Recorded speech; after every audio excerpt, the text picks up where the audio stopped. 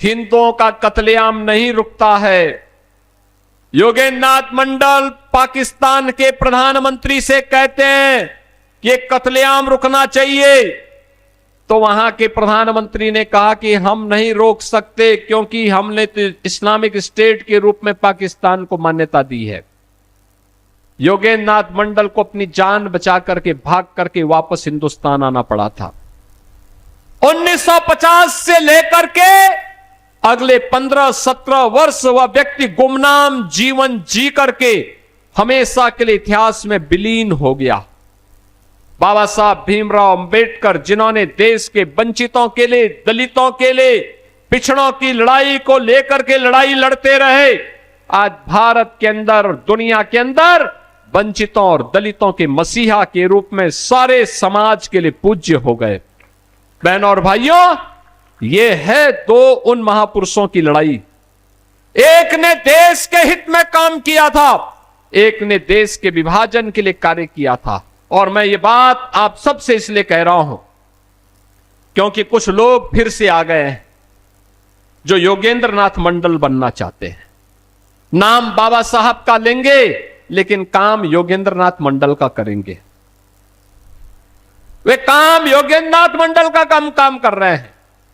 मैं देखता हूं जब दलितों का पीड़न होता है उनके मुंह में फेविकोल लग जाता है, और जब जाति के नाम पर हिंदू को लड़ाना होता है तब वह दलित को जाट के साथ, दलित को ब्राह्मण के साथ, दलित को गुर्जर के साथ, दलित को क्षत्रियों के साथ, दलित को वैश्यों के साथ लड़ा करके सामाजिक ताने बाने को छिन्न भिन्न करने का पाप कर रहे हैं। बहनों और भाइयों, हम सबको इस प्रकार की उस दुष्प्रवृत्ति से जो देश को विभाजित कर रही है, कमजोर कर रही है, उसे सतर्क और सावधान होना होगा। ये लोग सामाजिक ताने बाने को छिन्न भिन्न करना चाहते हैं। इनका विकास का कोई एजेंडा नहीं, समाज को बहकाने का काम कर रहे हैं। अराजकता और गुंडागिर्दी के बल पर गरीबों की आवाज को दबाना चाहते हैं। यह स्वीकार्य नहीं होना चाहिए, हरगिज नहीं। मैं आपको आश्वस्त करने के लिए आया हूं। आपने डबल इंजन सरकार के कार्य को पिछले 10 वर्ष के अंदर देखा है। आपने देखा होगा, पहली बार हुआ है, पहली बार हो रहा है। विकास और समृद्धि का लाभ कैसे मिलता है? ये डबल इंजन की भाजपा की सरकार ने आने के तत्काल बाद सबसे पहले काम किया था अन्नदाता किसानों की कर्ज माफी का कार्यक्रम, कृषक दुर्घटना बीमा योजना।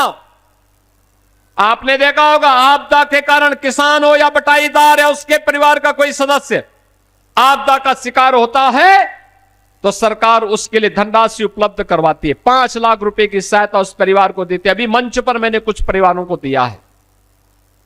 गरीब कोई भी हो, दलित है, वंचित है, अति पिछड़ी जाति का व्यक्ति है, आवास नहीं है, सरकार उसको प्रधानमंत्री आवास योजना या मुख्यमंत्री आवास योजना में आच्छादित करके उसको सिर ढकने के लिए आवास उपलब्ध करवाती है।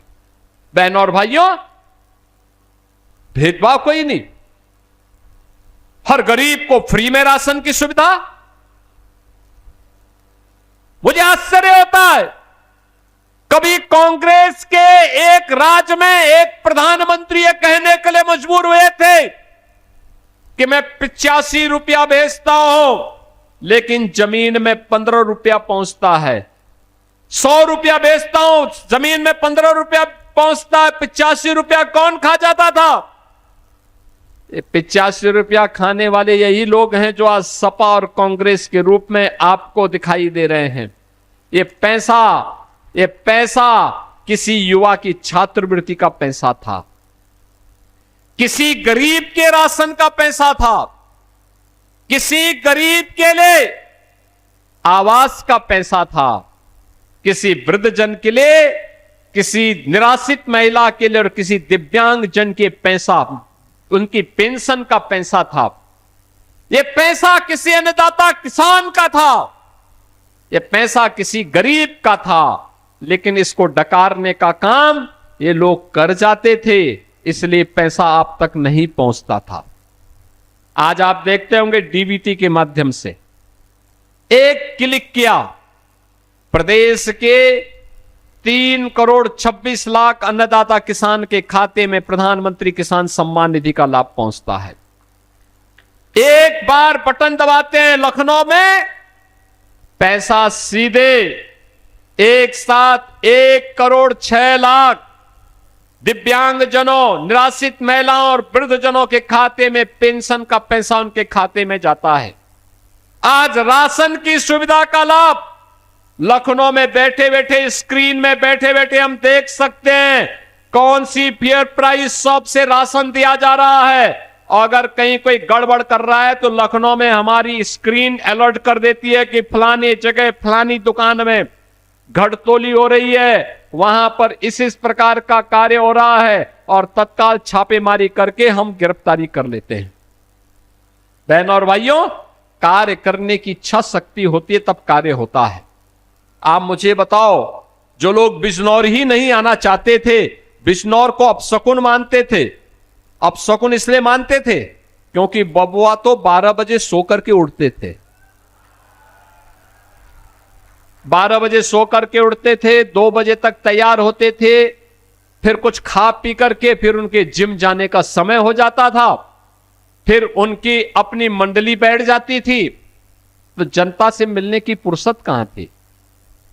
जनता से मिलने के लिए समय पे जगना होगा, जनता के बीच में जाना होगा, उनकी समस्याओं को सुनना होगा, जनप्रतिनिधियों से संवाद बनाना होगा, और इस प्रकार के कार्यक्रमों के साथ आकर के अपने अपशकुन का दोषी बिजनौर जैसी पवित्र धरती पर नहीं थोपना होगा, तब जाकर के परिवर्तन होगा। बहनों और भाइयों, आज मैं आपको आश्वस्त करने के लिए आया हूं। अभी यहां पे श्रीमती सुची चौधरी जी कह रही थी फलाने फ्लाईओवर को बनाना है, हमने तो प्रस्ताव मांग दिया है, वो प्रस्ताव दे दे, तत्काल कार्य हम लोग उस पर प्रारंभ करवाने जा रहे हैं, कोई समस्या नहीं। आज विकास के लिए पैसे की कोई कमी नहीं, कोई कमी नहीं। और मैं तो बोलता हूं सभी जनप्रतिनिधियों से, मैं तो बैठक लेने के लिए स्वयं आया था, मैंने मुरादाबाद में भी इस मंडल की बैठक ली, और मैंने कहा भी जो रोड बननी है, जहां जहां पुल बनने हैं, जहां जहां फ्लाईओवर बनना है, प्रस्ताव लाओ। एकदम जनप्रतिनिधि के प्रस्ताव पे सारे कार्य स्वीकृत होंगे। एक एक गांव को कनेक्टिविटी देंगे, एक एक अन्नदाता किसान के चेहरे पर खुशहाली लाएंगे, एक एक नौजवान को नौकरी देंगे। और मुझे बहुत अच्छा लगता है, बहुत अच्छा लगता है जब मैं अब नौकरी के लिए नियुक्ति पत्र वितरित करता हूं तो बिजनौर का नौजवान भी नौकरी पाता है। अंतिम कोने से जुड़ा हुआ व्यक्ति बिजनौर का, कोई नेटौर का है, कोई नजीमाबाद का है, कोई नूरपुर का है, कोई चांदपुर का है, कोई धामपुर का है, यानी अलग अलग जगह का नौजवान ये नौकरी पाता है। आज यहां पर स्वयं का उद्यम स्थापित कर रहे हैं नौजवान। हमारा किसान फिर से उद्यमी बन चुका है। यह यात्रा जब चलेगी तब इस यात्रा ने उत्तर प्रदेश को बीमारू राज्य से उभारा है।